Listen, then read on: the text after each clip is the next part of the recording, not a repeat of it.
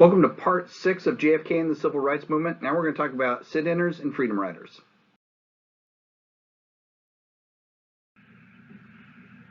The Nashville student movement, led by Reverend James Lawson, is going to arrange sit-ins all over the South. Matter of fact, leaders from the Nashville student movement are going to form the core of an organization called SNCC, SNCC, the Student Nonviolent Coordinating Committee, right?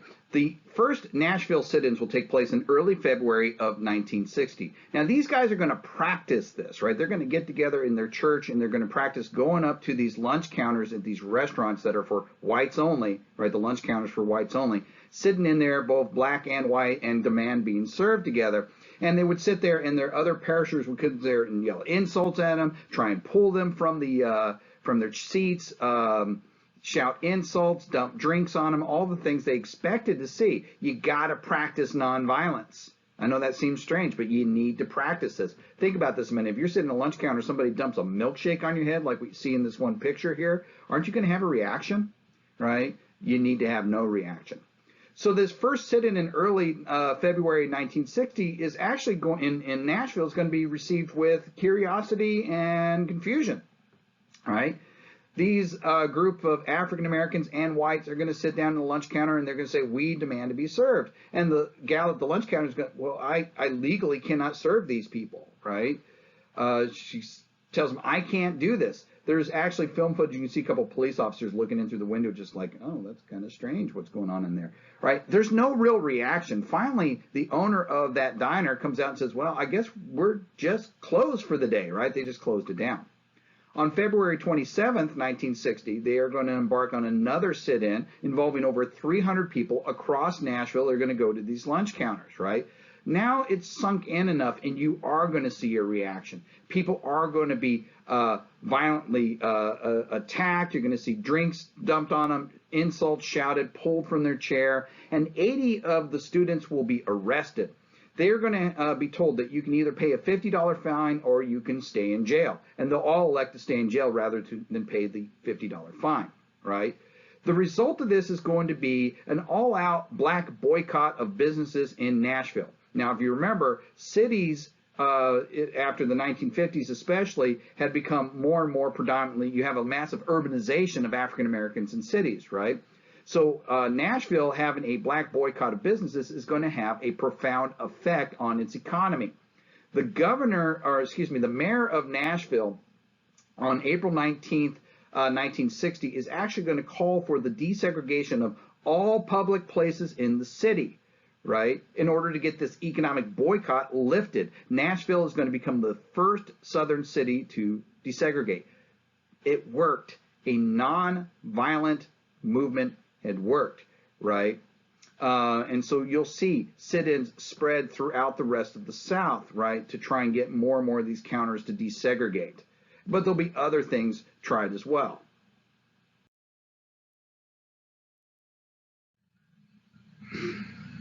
For example, another organization called CORE, C-O-R-E, or the Congress of Racial Equality, is going to try and force desegregation of the busing system in the South. Right? What they're going to do is their plan is to take 13 people and board 2 buses, one Trailways bus and one Greyhound bus. Those were the 2 major carriers at the time. And they're going to take those 2 buses from Washington, D.C. down into the South and all the way to New Orleans. That's the goal. And every place they stop along the way, their plan is to sit in the segregated waiting areas or the dining areas to challenge segregation in the South, right? Initially, the press is going to follow this, and there's not going to be a whole lot of reaction to this, right? They're going to slowly work their way through the South, but then they're going to hit Alabama, right? On May 14th, 1961, the buses are going to leave Anniston, Alabama. There's going to be an angry white mob there, right? The Greyhound bus on its way to Birmingham is going to have to stop due to a mechanical issue, and then it's going to be firebombed by this group that followed them from Anniston. Right? The bus is going to be lit on fire. It's going to be set ablaze. There's actually going to be attempts to try and keep these members of CORE trapped in the bus. The Trailway bus makes it to Birmingham, but an angry white mob is going to descend upon the group and pull them out and viciously beat the riders. When this was all said and done, the Freedom Riders decided, okay, we can't continue. We can't keep doing this. And President Kennedy is actually going to criticize the Freedom Riders. He's going to say that they shouldn't be doing this during a time of national crisis. What national crisis? Well, think about this. This is May of 1961. The Bay of Pigs fiasco has just happened a month prior, right? So the core riders are giving up. But that Nashville student movement, James Lawson's people, decided, you know what, we're going to take this up and we're going to continue the Freedom Riders here from where they left off, and they're going to begin sending people down to Birmingham.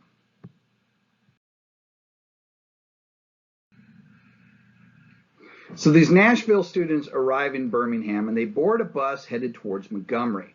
A mob of hundreds of whites were waiting for them in Montgomery and began beating them as they try and get off the bus. 20 people were injured, and they all fled to the church of Robert Abernathy, right? Robert Abernathy is another one of these civil rights leaders, and they're going to flee to Robert Abernathy's First Baptist Church on the 21st of May of 1961. They're going to become trapped in this church as an angry mob forms around it. Martin Luther King Jr. had also traveled to Montgomery to support the rioters and also had become trapped in the church. Martin Luther King Jr. is going to call the Attorney General of the United States, Robert Kennedy, and basically tell him, you've got to do something. These guys are ultimately going to kill us. This is creating a terrible public spectacle for you. And so, as a result, Robert Kennedy is going to send federal marshals down there to get in place Montgomery under martial law in order to get these trapped people out on May 24th, right? They're put on a bus that's sent to Jackson, Mississippi. Once the Freedom Riders arrive in Jackson, they're immediately arrested. JFK had made a deal with the governor of Mississippi. He didn't want a repeat of the violence that he just had happen in Alabama because it was an embarrassment, right? And so he said, look, I want no violence there. Do whatever you will, but make sure that there are no white mobs perpetrating violence when they arrive there. The governor of Mississippi's solution to this was just to simply arrest them when they got there. Other Freedom Riders would follow, and they would all also be arrested in Jackson, Mississippi.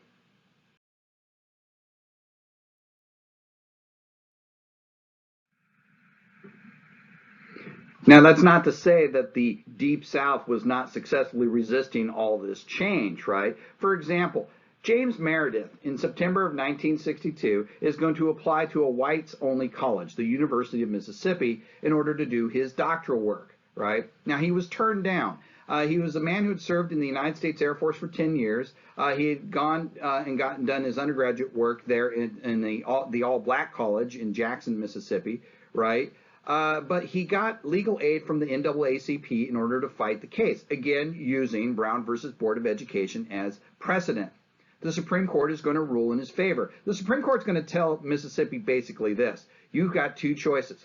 You either have to create a black law school, right, that is equal to the one at the University of Mississippi. In other words, you need to build a university for this one man, or you need to open it up to him, right? And that's going to be a legal tactic that's going to be used across several of these states to desegregate these different institutions. And only one state will actually attempt to build a college for a single individual to try and resist it, and that's going to be Texas. Meredith wins his case, right? But the Attorney General of the United States, Robert Kennedy, already realizes very early on this is going to be a very dangerous situation. So Robert Kennedy is going to send 500 federal marshals down there to Mississippi to protect James Meredith as he goes to and from his classes there at the University of Mississippi. Does that seem like overkill? You would think, except out of those 500 marshals that were sent to protect James Meredith in his effort to get his doctorate, 200 of them will be injured in the process of protecting him during this time. 2 of them will be shot, right? But Meredith does succeed. He does manage to get his doctorate, right? And we have an example, at least, of the desegregation of some of these southern schools finally coming to fruition. But there's still a lot more problems that we're going to have to deal with in places like Mississippi and especially Alabama.